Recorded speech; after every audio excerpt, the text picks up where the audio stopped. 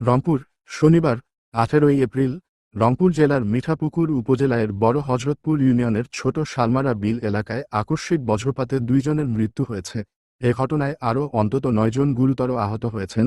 স্থানীয় সূত্রে জানা যায়, শনিবার দুপুরে হঠাৎ করে আকাশে মেঘ জমে প্রবল বজ্রসহ বৃষ্টি শুরু হয়। এ সময় বিল এলাকায় কাজ করছিলেন কয়েকজন কৃষক। হঠাৎ বজ্রপাত হলে ঘটনাস্থলেই মিলন 36 ও তালেক 58 গুরুতর আহত হন। পরে স্থানীয়রা দ্রুত তাদের উদ্ধার করে নিকটস্থ স্বাস্থ্যকেন্দ্রে নিয়ে গেলে কর্তব্যরত চিকিৎসক তাদের মৃত ঘোষণা করেন। এদিকে একই ঘটনায় আহত আরও 9 জনকে উদ্ধার করে রংপুর মেডিকেল কলেজ হাসপাতালে ভর্তি করা হয়েছে। আহতদের মধ্যে কয়েকজনের অবস্থা আশঙ্কাজনক বলে হাসপাতাল সূত্রে জানা গেছে। ঘটনার পরপরই এলাকায় শোকের ছায়া নেমে আসে। নিহতদের পরিবারে চলছে আহাজারি। স্থানীয় জনপ্রতিনিধি ও প্রশাসনের কর্মকর্তারা ঘটনাস্থল পরিদর্শন করেছেন এবং ক্ষতিগ্রস্ত পরিবারগুলোর পাশে দাঁড়ানোর আশ্বাস দিয়েছেন। বিশেষজ্ঞরা জানান, এ সময় দেশের বিভিন্ন অঞ্চলে বজ্রপাতের প্রবণতা বেড়ে যায়।